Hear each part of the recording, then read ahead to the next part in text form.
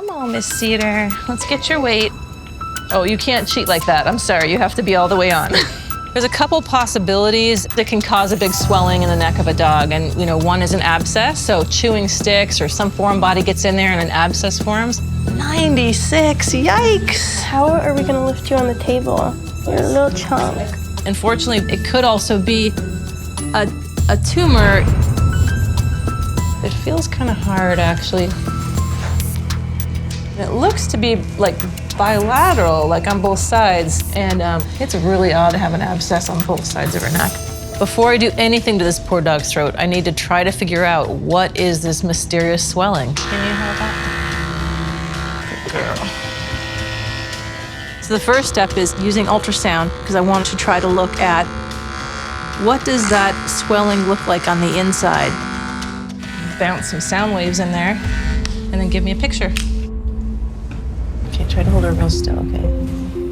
She doesn't like it. Yeah, I'm sure it's uncomfortable. So when I'm looking with ultrasound into this swelling, and I'm trying to figure out, is it just one big pocket of fluid? Is there stuff floating around in there? Is it solid tissue, maybe more like a tumor?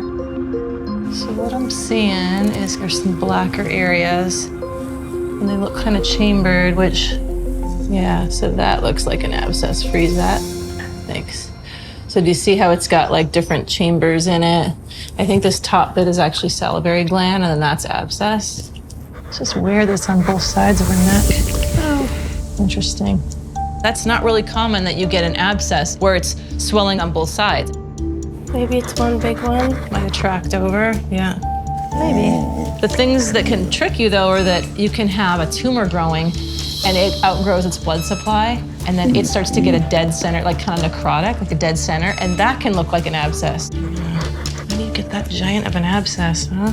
Cancer could possibly be on both sides, especially the thyroid, which is right there. You can have big lymph nodes that get swollen as well. Oh, she's scared. We'll definitely have to look at more clues to try to diagnose this. But I really hope it's not a cancerous growth, because that would be a very serious situation for Cedar. For it to be abscesses is better than an alternative, so I hope that holds up. Let me poke that chamber there. Let me get the needle and stuff, and we'll get a sample. Since I've found a good pocket, I'm gonna go ahead and put a needle in there and take out some of that fluid, just see if we can figure out what it is. So you can see the needle tip right there, that white dot. See me moving it? Yeah. I'm trying to get a little bit deeper into the abscess. I don't think I have a long enough needle. Oh, but I do. So you can see I got some fluid. Okay, so that was definitely on the left side of the trachea for that one. I want to check to see if this is like saliva or if it's like an abscess. I'm gonna put on some gloves and play with it a little bit. You can kind of tell sometimes by the consistency through touching it, looking at it. Is it kind of like sticky and ropey like saliva, or is it stinky like an abscess, or what is it like? This is just more like real liquidy, more like an abscess. It looks really watery, which is much more like an abscess that's been going on for a while. Wait, look at it. Is it all solidified now? Yeah, gosh. What is that? Ew. The fluid has been sitting in the kidney dish for a few minutes now, and it started to congeal into like a jelly. It's really gross. That looks really strange. It didn't start out like that, it was total liquid. I want to stain these and look under the microscope as well. So I'm trying to convince myself, is that like a salivary kind of chunk, or is that a clot of just red blood cells? First thing that strikes me is I don't see a lot of cells. Those are red blood cells, these kind of like ghosty looking things.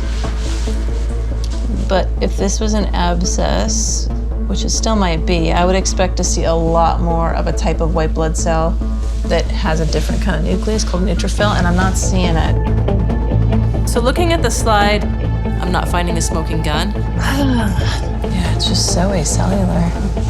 It's a little bit of conflicting information, unfortunately. I just don't know.